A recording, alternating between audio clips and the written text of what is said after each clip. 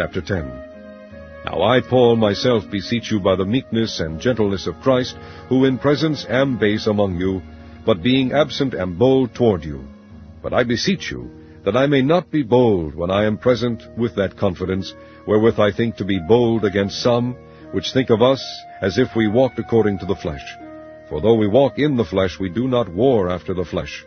For the weapons of our warfare are not carnal, but mighty through God to the pulling down of strongholds, casting down imaginations, and every high thing that exalteth itself against the knowledge of God, and bringing into captivity every thought to the obedience of Christ, and having in a readiness to revenge all disobedience when your obedience is fulfilled. Do ye look on things after the outward appearance? If any man trust to himself that he is Christ's, let him of himself think this again, that, as he is Christ's, even so are we Christ's. For though I should boast somewhat more of our authority, which the Lord hath given us for edification, and not for your destruction, I should not be ashamed, that I may not seem as if I would terrify you by letters. For his letters, say they, are weighty and powerful, but his bodily presence is weak, and his speech contemptible. Let such an one think this, that such as we are in word by letters when we are absent, such will we be also in deed when we are present.